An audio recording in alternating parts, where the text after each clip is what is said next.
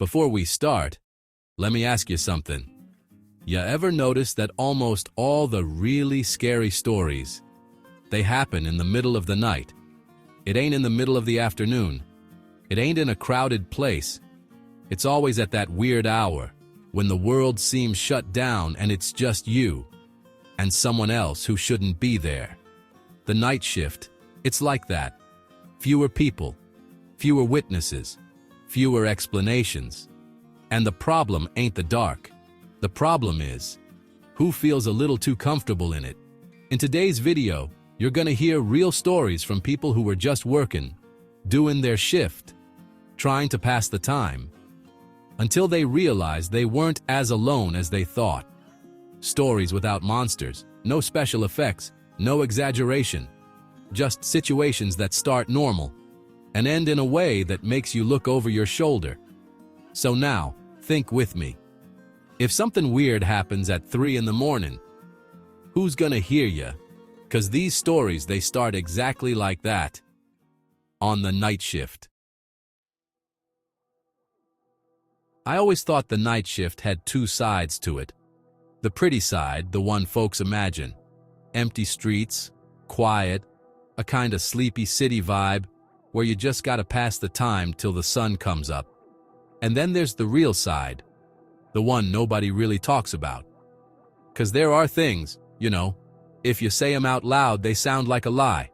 And I swear, I wish they were. I was only 3 months into the job. Fresh out of the academy, that mix of excitement and scared of messing things up.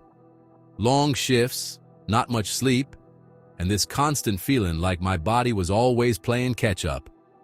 You know when you're awake, but your brain's still trying to figure out why you ain't in bed? Yeah, that. One of those early mornings, I was patrolling a kind of crummy area. Lots of dark streets, some stretches with woods on both sides, and then some neater blocks with street lights and stores. The kind of place that, in the daytime, is normal. At night, it looks like a horror movie set. And listen to this.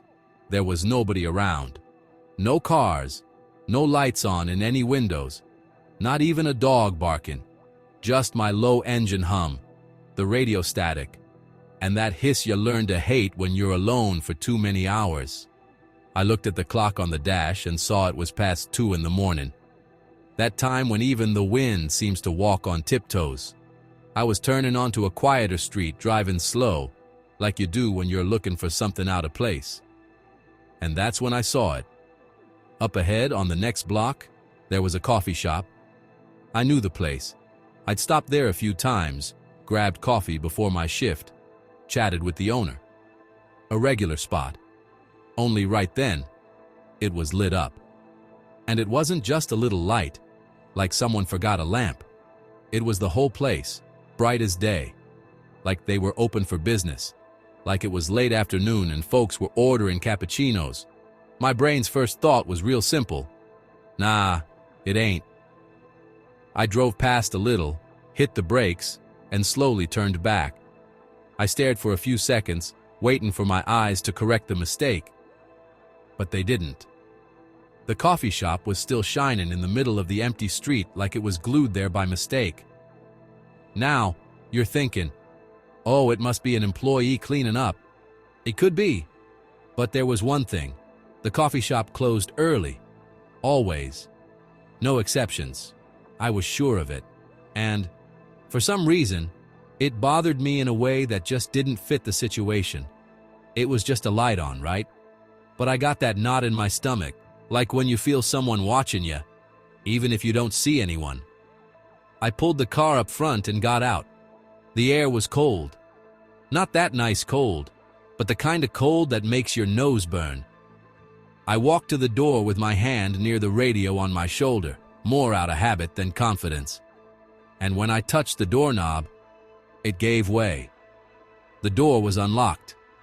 I stood there for a second, just taking it all in, looking around, trying to find a simple explanation. There was no broken glass, no kick marks, nothing. Just an open door, a light on, and an empty coffee shop. I pushed it open slowly and went inside. And I'll tell you something. An empty place in the middle of the night has its own sound. It's like your voice gets too big for the room.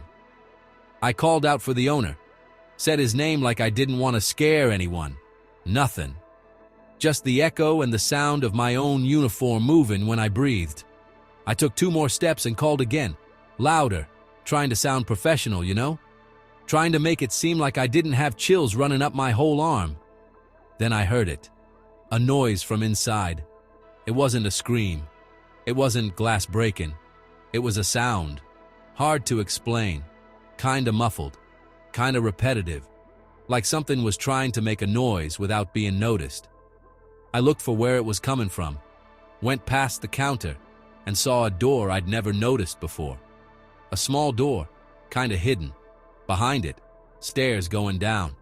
I kept my hand on my flashlight on my belt and stood there, looking into the dark hole like the dark was gonna look back at me. All right, let's go. It's my job. But I didn't wanna. I went down. Each step made a dry sound, and the flashlight beam was too thin for that place. The light hit the walls and it seemed like the rest of the basement just swallowed everything. Down there, the air was different, more humid, more still. That smell of a closed-up place mixed with dust and something kinda metallic. I don't know. Might be my imagination, but it stuck with me. And then the noise came again. Louder. This time it seemed closer. And it seemed wrong. I know it's weird to say this, but it had something electronic mixed with something alive. Like it was a noise that shouldn't come from any normal human being, but it didn't sound like a machine either. I followed the sound to a small room at the back. A little office with a desk, file cabinets, and an air duct in a corner near the ceiling. I stopped and kept quiet. And then, from the duct, it came again. Clearer. A distorted sound like broken breathing mixed with a hiss. Then I moved closer slowly and did what, looking back, was one of the worst decisions possible. I put my ear to the duct grate, and I heard it. Breathing. I can't prove this. I don't have a recording. I only got my memory and the way my body reacted right then. Someone was breathing in there. Real close. My heart thumped so hard, it felt like it was beating in my throat. And I froze. 'Cause in my head there were only 2 options. Either I was about to find someone who needed help, or I was about to find someone who didn't want to be found. I pulled out my flashlight and tried to look inside the grate. At first, nothing. Just darkness. Then I changed the angle, leaned my face closer, and the beam hit it different. And I saw it. A hand. With a glove. Just inches from my eye. It was like my body took over on its own. I backed away real quick, pulled out my gun without even realizing I'd done it, and yelled for the person to get out of the duct right away. There was no answer. Not even a calm down. Not even a help me. Just the sound of something moving away fast inside the ducts. Like an animal running away. I went to the side of the duct, looking for an opening, a cover, anything. The grate seemed stuck, screwed in. It wasn't meant to be opened by hand, and the sound got further away, like the metal maze was swallowing that presence. And then, it disappeared. Silence. A heavy silence that felt worse than the noise. I stood there for a few seconds, trying to figure out what had just happened. Why would someone be there? How'd they get in? Where did that duct go? And, most importantly, why was the coffee shop lit up? I went back upstairs almost running, without admitting I was running. Up there, the place was still the same. Lights on, empty tables, machine off. No sign of a fight, a break-in, nothing. I called for backup. When they got there, we did a full search. And this is the most annoying part. We didn't find anything. The owner showed up scared, swearing he'd locked everything up early, like always. No broken windows, no forced doors, nothing moved. And the ducts, all in place. No loose screws, no missing grates. It's like someone got in there, without getting in. And before you think, oh, it must have been some homeless person hiding, I get it. I tried to hold on to that too, but I still remember that sound. Not just the breathing, that distorted noise, that hiss mixed with something alive. And I can't forget the simplest detail. The gloved hand, just sitting there, like the person was already waiting for me to put my face close.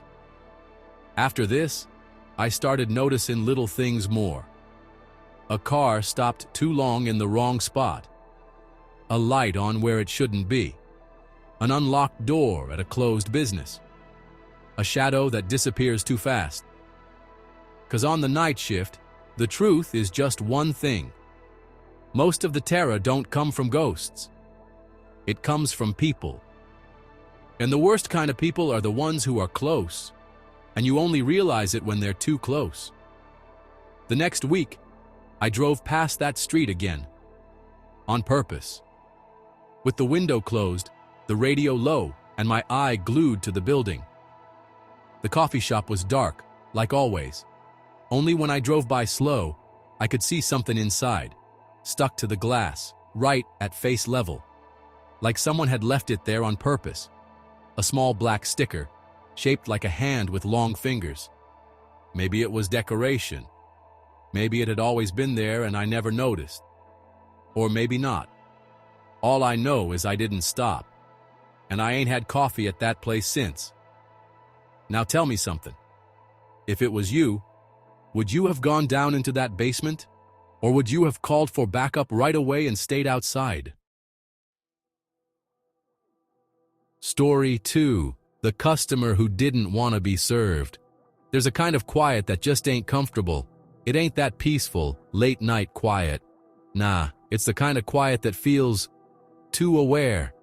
I learned that working at a gas station that was practically in the middle of nowhere. Long road, no lights, just the gas station sign and nothing else around. It was open 24 hours, so there was always someone on the night shift. And by bad luck or fate, it was almost always me. At first I even liked it. Had internet, free coffee, not many people. I could watch shows, do some work, pretend like everything was normal. But after a while, you realize something. Normal just disappears after midnight. What's left are strange people, weird hours, and situations that don't ask for an explanation. But they don't take one either. That specific night, I was all alone. It was past 1 in the morning, and I hadn't seen a car in a long time. The road seemed dead. Not even headlights in the distance. I was distracted, watching some episode on my phone, when a light flashed through the window for a second. A car had just pulled into the lot. I looked up out of habit and saw the vehicle pull up to one of the pumps. Engine off, headlights out, all normal. I waited for someone to get out. Nothing. I kept looking at my phone. 1 minute, 2, 3. I looked again. The car was still there, and nobody had gotten out. I tried to be reasonable. Maybe they were on their phone. Maybe they were counting money. Maybe they were arguing with someone in the car. But too much time passed. I got up from my chair and went to the window. Didn't see any movement. No door opening, no shadow, nothing. Just the car, stopped. Dead. That's when I felt that slight unease. Like an internal alarm that don't go off, it just vibrates. And then I heard it. The car door closing. I turned, expecting to see someone coming into the store. But the man just stood outside. He had a hood on. Body turned sideways. Head tilted down. But after a few seconds, he lifted his face. And he was looking right at me. It wasn't an aggressive look. It wasn't an angry look. It was worse. It was a still look. No expression at all. No curiosity. No rush. Like he was trying to memorize my face. After that, he came in. The bell on the door rang, that sharp sound that usually brings a certain relief. 'Cause it means a customer, some action, something normal. But, at that moment, the sound seemed too loud. He walked right past the counter without saying a word. Gave me a sideways glance. I could only see one eye under the hood. And then he went to the snack aisle. I heard footsteps. Then, silence. A silence so complete it felt like he had just disappeared inside the store. A few minutes passed. I asked if he needed help. No answer. I called again, louder this time. Nothing. I started feeling that discomfort in my gut, 'cause the store wasn't big. You could hear anything. Packaging, a fridge, footsteps. But there was no sound coming from anywhere. Just as I was about to step out from behind the counter to see if he was still there, he appeared. Out of nowhere. He popped into the corner of my eye and walked slowly to the door, without looking at me, without grabbing anything, without paying for anything. He just left. I stood there, trying to figure out if that had really happened. Then he went to the car, opened the passenger door, and started rummaging inside like he was looking for something. And then, once again, he lifted his face, stared at me again. Even with the glass between us, I felt like he was too close. And that's when he started to wave. It wasn't a friendly wave, it was slow, exaggerated, arm going up and down like he was calling someone who didn't want to come. Then he started walking towards the store, too fast. While he was waving, he put one of his hands in his jacket pocket, and at that moment, my body understood before my head did. I ran to the door, locked it, and I could hear the doorknob turning on the other side. It was seconds, just a few, but they felt way too long. He pulled the door once, twice, and that's when I really saw his face, pressed against the glass. And I also saw his hand inside his pocket holding something that didn't look like a phone. I pulled down the blinds and yelled that we were closed. He just stood outside. Didn't say a word. Just breathing heavy, his shadow moving behind the metal curtain. Then he started banging on the glass. It wasn't an angry punch. It was a rhythmic bang, like he was testing it. I threatened to call the cops. And he stopped, stood there silent for a few seconds. Then, I heard footsteps walking away. I didn't open up. I stayed hidden behind the counter for more than 10 minutes, my heart beating so hard, it felt like someone inside me was trying to get out. When I got the nerve to lift the blind, the car was still there, parked the same way, with the driver's door open. I felt a chill that had nothing to do with the temperature. Just then, another car pulled into the station. A regular guy. Looked like he just wanted coffee. I opened the door for him, practically begging for normal.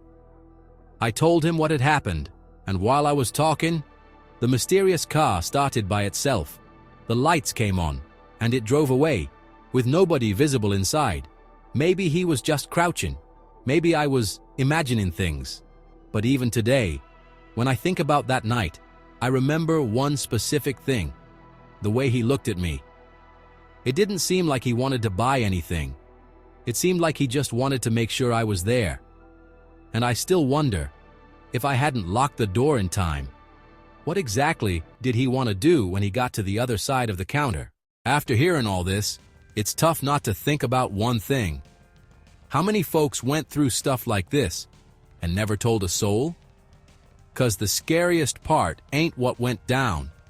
It's what could have happened if someone took a few extra seconds to react. The door that closed, the car that left, the right call made at the last second. Now tell me in the comments which one of these stories gave you that knot in your stomach. And if you like,